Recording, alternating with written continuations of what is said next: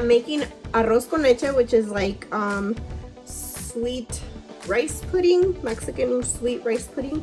So I'm gonna use a big pot. I put 4 cups of water, and we're gonna turn it up on pretty high heat. And then we're using 1.5 cups of rice, and I'm gonna rinse it and take as much of the starch as I can, and then we're gonna put it in here. And we are also going to use cinnamon sticks. We're gonna use 1 and just break it. So while it's boiling, we're gonna put that in there. Turn it up on high. And then we're going to use 1 can of sweetened condensed milk and 2 cans of evaporated milk. I don't have vanilla, but I ran out. But if you do have vanilla, vanilla is a great thing to add. Maybe like a teaspoon or 2 teaspoons to add flavor. So I'm gonna go ahead and rinse my rice, and I'll be back. Okay, so now you can see it's boiling. We're letting it boil for around 10 minutes. My house smells so good, like cinnamon. It smells so good. So after like 10 minutes of it boiling, I'm going to dump the washed rice, and we're gonna let that boil for about 20 minutes and let it just kind of fully cook. And then we're gonna be stirring it occasionally so that the rice doesn't stick to the pan.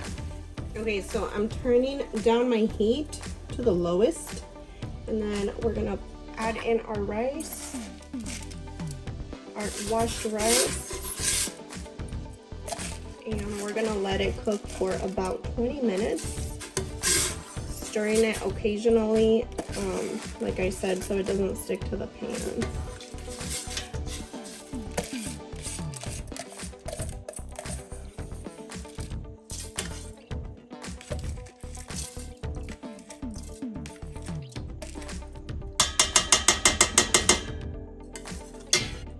This is a really big pan for the amount of rice that I'm making.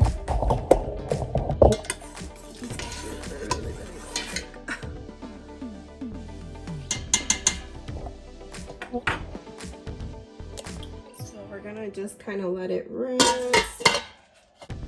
I'm not sure why the footage got deleted, but I had already added my 2 cans of evaporated milk here. My rice was completely cooked. And then I'm adding the sweet condensed milk as well. And then if you have vanilla, add a splash of vanilla. And my rice did stick to my pan despite me stirring it occasionally. So if it happens, it happened to me.